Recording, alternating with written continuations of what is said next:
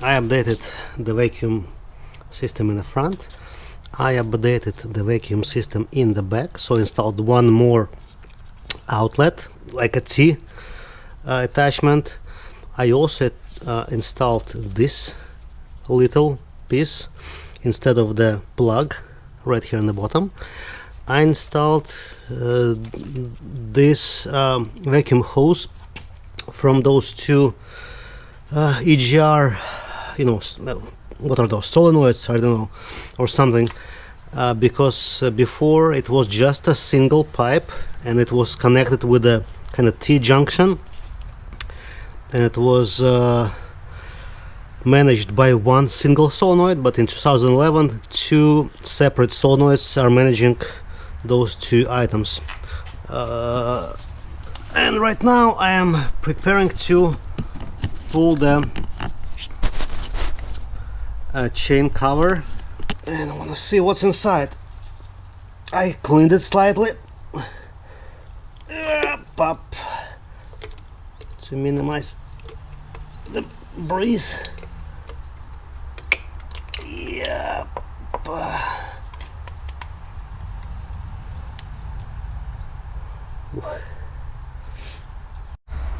Guys, and I am continue to work on this replacement engine from Audi S4 2011, and this engine is from 2013 S4. What I'm doing right now, I started to remove the sprockets from the cams, and the reason I am doing that, I would like to replace those tensioners, even though they doesn't have any problems, but since the engine is around 100,000 miles, it's probably a time when they start to experience the chain rattle and all this fun stuff, and I don't want this to happen. I don't want for the chain to skip the tooth and do the catastrophic damage.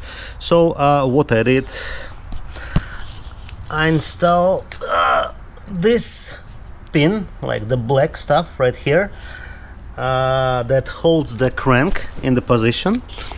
I installed hard to see, this tool, this one, and this one too as well, and this tool came with incorrect bolts. 3 bolts were correct, 1 was incorrect, and I used those shims because the bolt was too long for this application, and I did not remove the sprockets and phaser from this side yet. I just installed the pin which released the tension from the chain, and it's fairly tight torque for those 2 bolts that holds the those sprockets and phasers, but not too tight. I thought it's gonna take me like a lot of brute force to do so, but no, everything is fine. Yeah, I just need to remove this sprocket from exhaust cam, and it sits pretty tight. Okay, this is the new guide, and it has like a locking pin, tab, whatever it is. So looks like I need to slightly pry the old tensioner, like towards the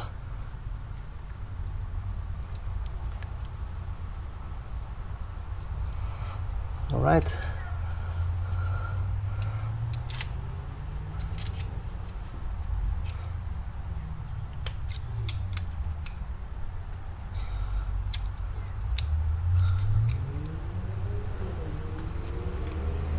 Almost out.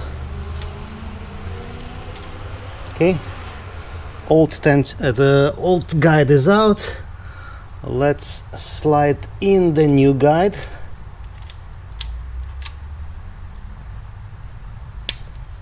That's it. And now I'm gonna go and grab the replacement tensioner. So on the right is the old tensioner, on the left is the replacement tensioner. You can see how different is the design, and part number is almost the same, except the last letter. I guess it's like last iteration or last, revision of those, things.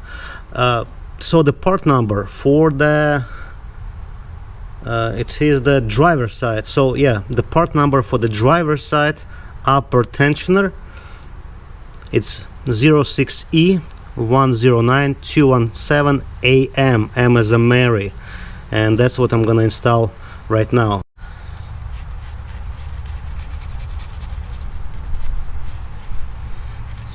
It's pretty clean inside actually. Let me position the tensioner back in place.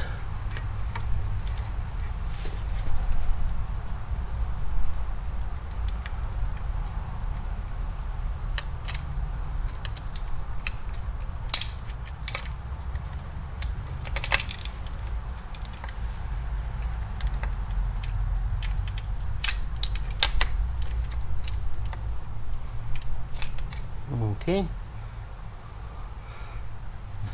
Don't drop the bolt. Don't drop the bolt.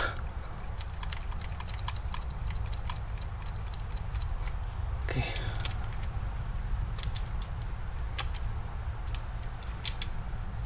Alright. I think now I can put the paper back in place since the tensioner is positioned.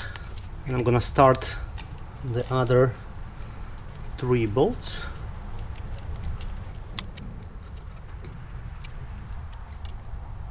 Okay, looks like it's 9 Newton meters for those bolts holding the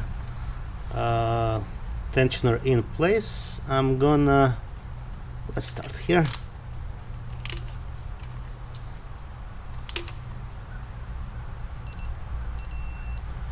Done. So it's fairly tiny amount. I'm surprised.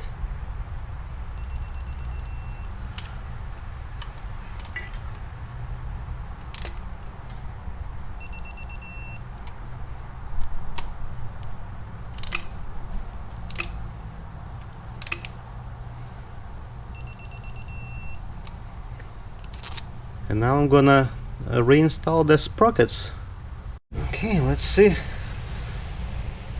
how it works. Never did such a job before, so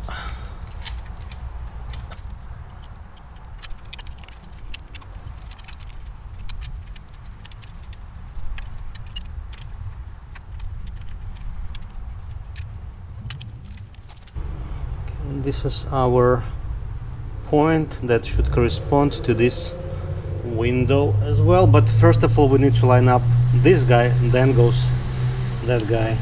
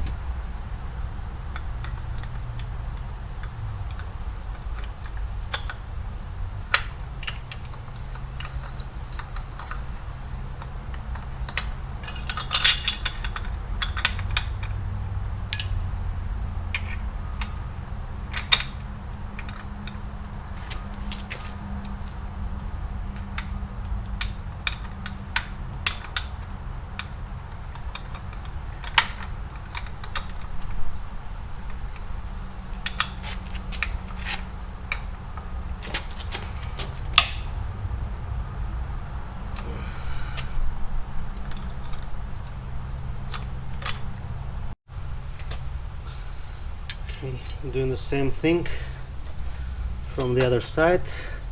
Already loosened the upper bolt, I mean the phaser bolt. Now let's try to loosen the sprocket bolt.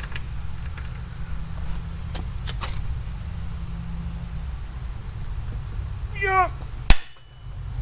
This one is significantly more tight than 3 other bolts. Wow, this one was wow. I didn't expect to work like that.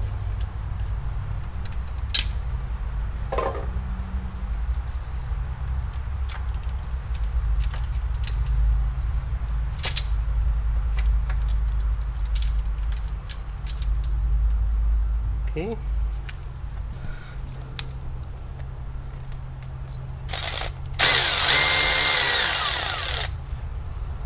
Don't lose the bolt.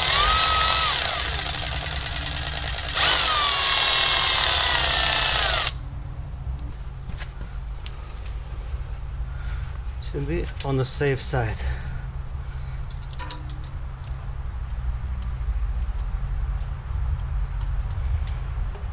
One wrong button.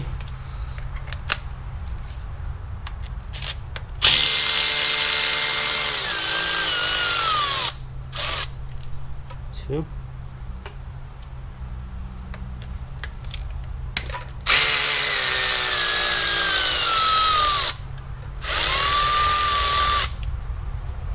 Three. Where's 4? Right here.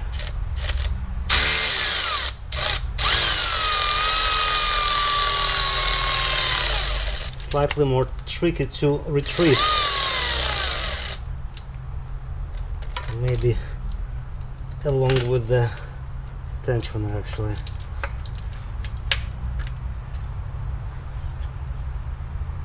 Okay, tensioner is out. Bolt number 4 is out.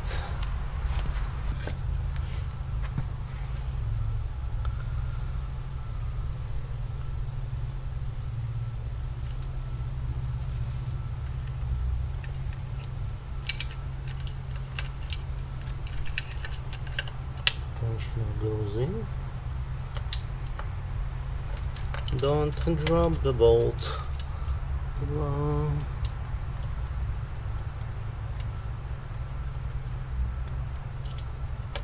Oops, almost lost it.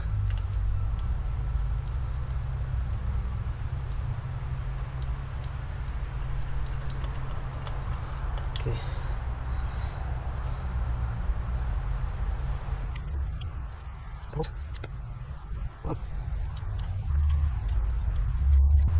It's actually pretty strange that there is no any kind of RTV or O-ring sealing the oil passage to the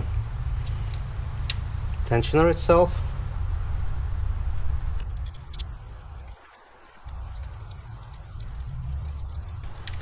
Okay, 9 Newton meters.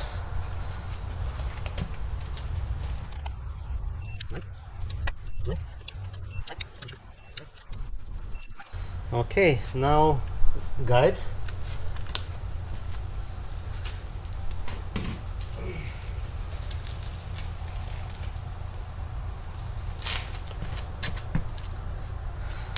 And let's not. Oh, this one is much easier. Side. Perfect. Again, this little thingy supposed to match the check window right here on the top, which is right in here. So let's make it happen.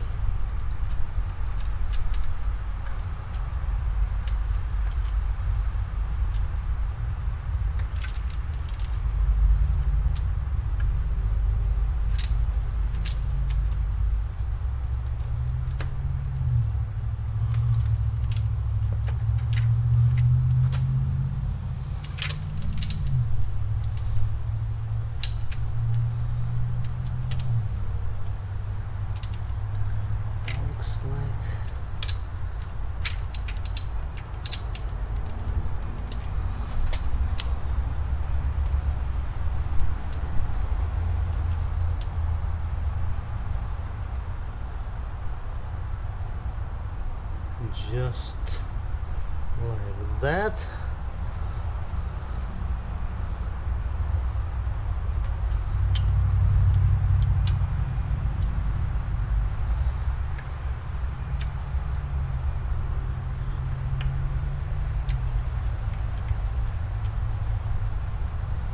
Did you make it?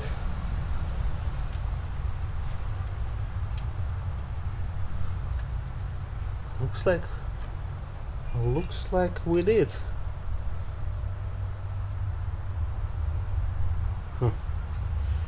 Okay.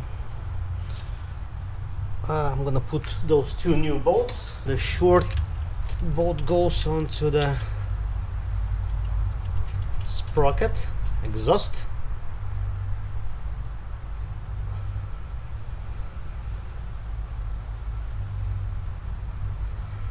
The longer bolt goes to the phaser intake.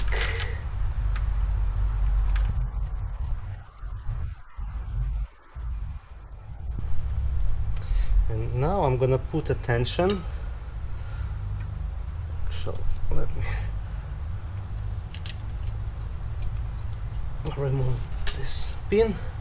I'm gonna put a tension onto the phaser. On it. So I'm gonna make a tension on the chain to make it tight.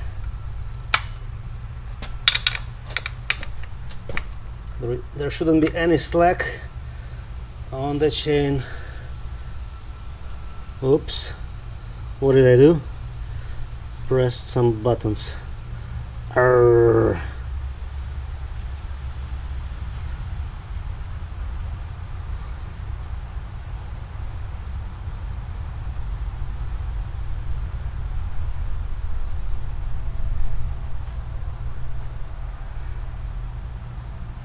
80 Newton meters.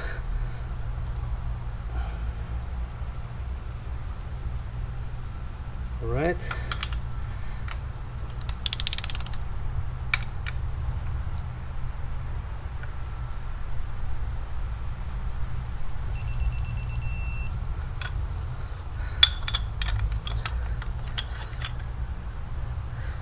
Newton meters. I'm gonna put again tension on the chain first of all, and when the bolt is, oh my god, again, okay, Newton meters.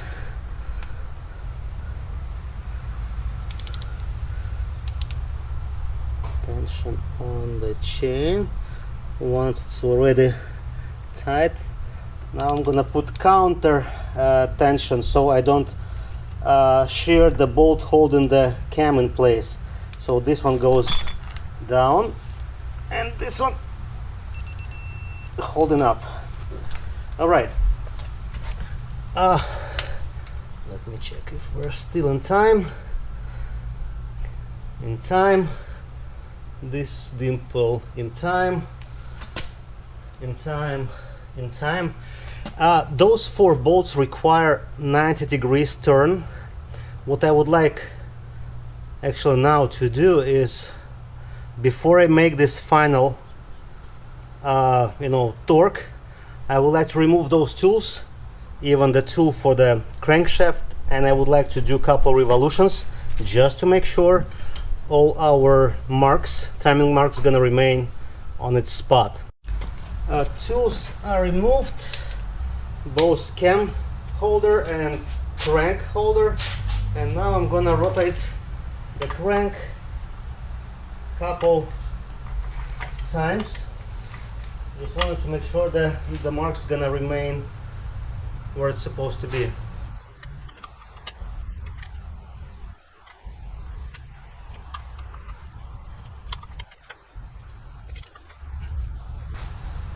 Looks like we're somewhere around top dead center.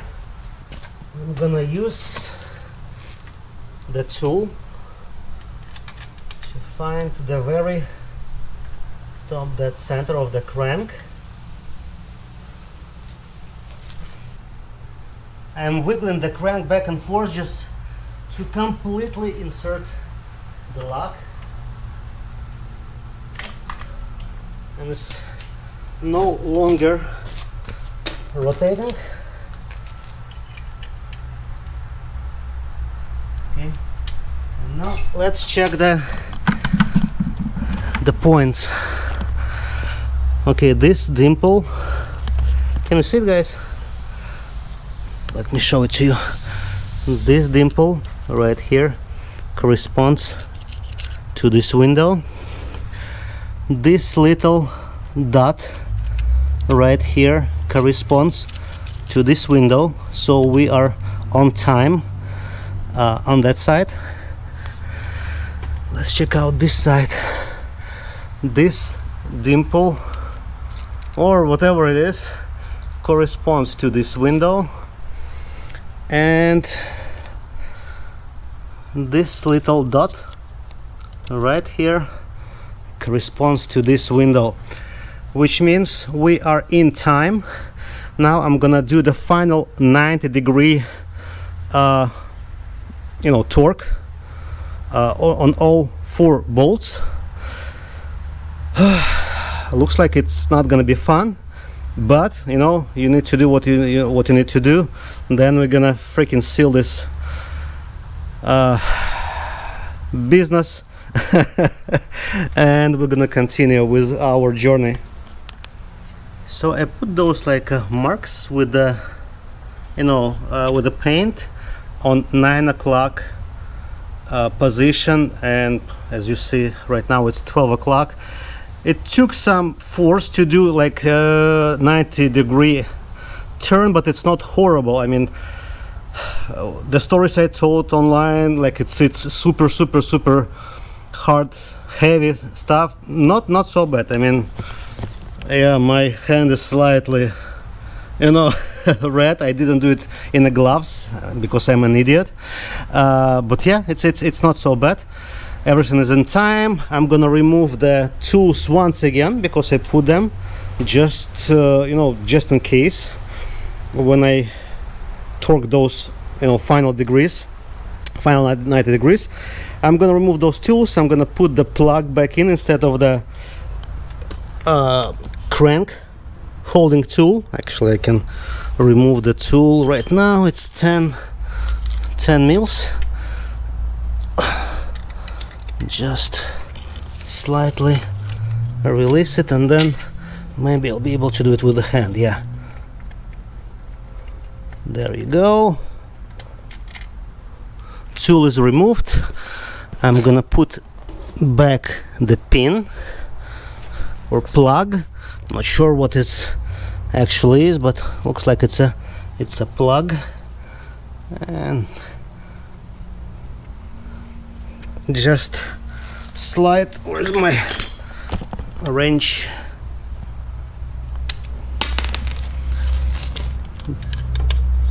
Just a slight torque because there is the O-ring that holds the oil. That's it. That's the plug. I'm gonna put the bracket for the engine mount, and I also got new engine mounts from 034. Looks like they're slightly better than the originals. I don't know, we'll check it out. But yeah, slowly but surely it goes forward. I'm gonna put the valve cover back in place. There is new gaskets already. Need to remove those tools. That's it. Hopefully by the end of this year I'll be able to start this engine.